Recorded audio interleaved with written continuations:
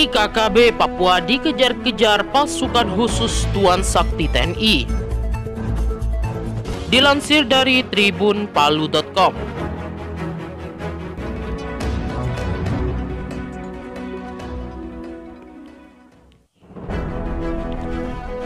Sebanyak 500 prajurit TNI Unif Raider khusus 136 Garing Tuan Sakti dikirim ke Papua untuk mengejar sekelompok separatis yang belakangan ini masih sering menebar teror. Menanggapi hal tersebut, pihak United Liberation menyebut pemerintah Indonesia hanya akan menambah masalah di Papua. Hal tersebut diungkapkan oleh Gubernur Eksekutif ULMWP Wilayah Adat Domberai, Markus Yenu, Senin 21 Maret 2022. Kata Yenu, pola pendekatan militeristik yang digunakan oleh Jakarta ke Papua justru tidak akan menghentikan masalah di daerah ini. Jakarta sudah saatnya merubah pola pendekatan ke Papua. Dia tidak bisa terus menggunakan kekuatan militer. Selama pendekatannya menggunakan militer, maka dia tidak akan menyelesaikan masalah. Kalau gunakan pendekatan militeristik terus, maka akan ada terjadi gesekan di Papua, ungkap Gubernur Papua Merdeka itu. Untuk itu, kondisi di tanah Papua saat ini, Jakarta harus segera mencari pola baru untuk Papua.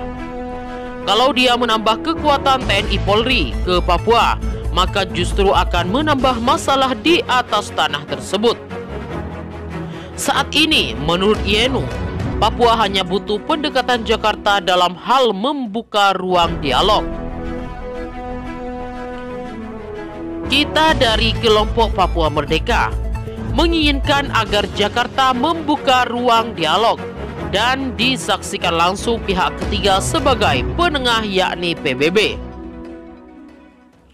Ia menilai pasukan TNI yang ada di dua Kodam di tanah Papua telah cukup untuk pertahanan. Hanya saja pola pendekatan Jakarta kepada masyarakat di tanah Papua harus diubah. Selain itu, pihaknya sejak tahun 2000 telah mendorong pendekatan dialog.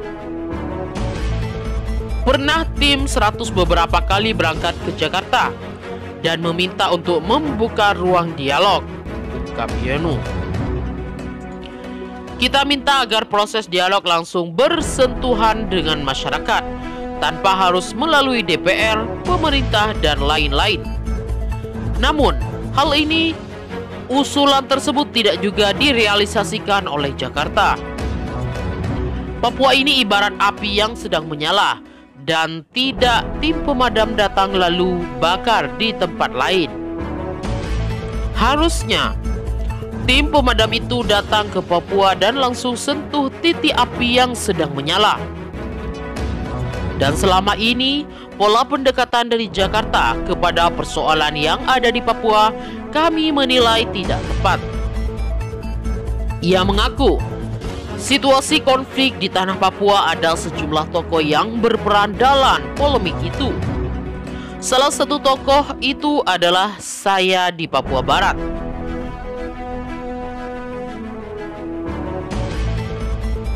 Sebelum Kodam Kasuari baru saja mendapatkan bala bantuan sebanyak 500 prajurit dari Batalion Raider Khusus 136 Garing Tuan Sakti, Kodam 1 Garing Bukit Barisan. Dalam bala bantuan sebanyak itu diharapkan dapat meminimalisir aksi-aksi teror KKB Papua di wilayah pengamanan Kodam Garing Kasuari. Tujuan utama kedatangan pasukan Unif Raider khusus 136 Garing Tuan Sakti ini adalah mengisi kekosongan dan melaksanakan pembinaan teritorial pada wilayah pelosok. Ratusan prajurit itu telah dilakukan pembekalan sejak awal di Kodam Bukit Barisan. Prajurit TNI yang datang ini adalah non-organik kita, ujar Gabriel, kepada awak media di Manokwari, Rabu 16 Maret 2022. Kata Pangdam, nantinya ratusan prajurit Kodam Bukit Barisan bertugas menjaga wilayah Papua Barat sesuai tugas pokok TNI. Artinya, prajurit TNI dari Kodam Bukit Barisan bukan hanya menjaga teritorialnya saja, namun keseluruhan teritorial Negara Kesatuan Republik Indonesia. Jadi bukan tunggu kalau ada kondisi urgent baru digeser, tetapi dalam situasi damai pun, dia sudah punya pengalaman. Maijen Gabriel Lema berujar, prajurit dari Kodam Bukit Barisan telah disiapkan matang, baik pengenalan budaya dan juga hati melayani masyarakat. Mereka di sana sudah dengan budaya yang berbeda, jadi disiapkan agar mengenali budaya di Papua Barat. Dalam menyiapkan prajurit TNI dari Bukit Barisan, pria asal NTT itu mengaku punya 3 hal dalam persiapan tersebut.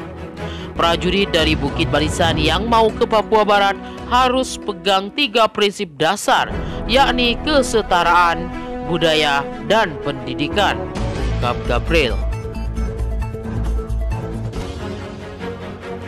3 hal tersebut merupakan sebuah langkah strategis dan paripurna. Nantinya, ketika pelaksanaan di lapangan, para prajurit harus dilandasi disiplin dan profesional. Setiap prajurit Satgas sudah sepatutnya menghormati dan menjunjung tinggi adat istiadat yang berlaku di wilayah tugas. Demikian juga merespon berbagai macam kearifan lokal yang ada di tengah-tengah masyarakat di Papua Barat.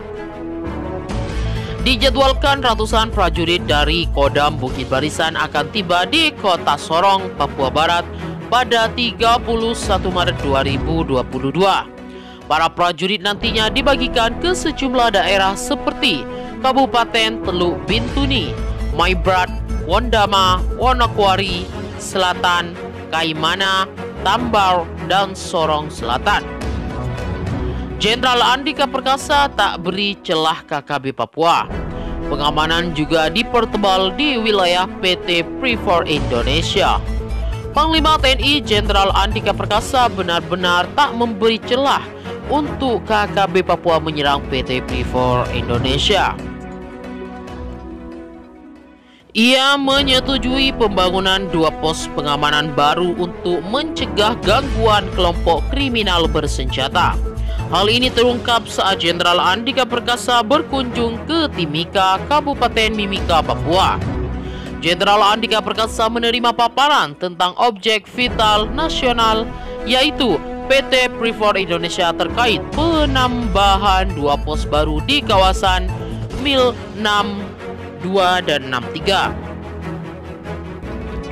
Medan di Mil 62 dan 63 merupakan tantangan tersendiri yang harus dihadapi personel TNI dalam mengamankan objek vital nasional tersebut.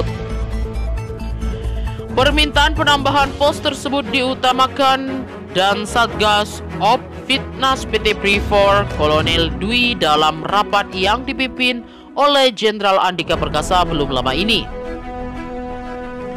Kondisi nyata yang ada di Mil 63 dan 63, di sana kalau pukul 9.30 WIT, kabut sudah menyelimuti sehingga kami menyimpulkan bahwa medan cukup luas untuk penempatan pasukan, kata Kolonel Dwi dikutip dari channel YouTube Jenderal TNI Andika Perkasa. Mendapat pasukan dari Kolonel Dwi, Jenderal Andika Perkasa pun menyetujui. Oke, 2 itu saja yang menurut saya memang harus diusahakan. Ini semata-mata untuk pengamanan dan efektivitas supaya rute-rute yang biasanya terjadi penembakan tidak ada lagi, kata Jenderal Andika Perkasa. Dengan menambahnya 2 pos baru tersebut diharapkan dapat memperkuat pengamanan objek vital nasional dalam rangka menciptakan situasi yang aman dan kondusif di kawasan tersebut.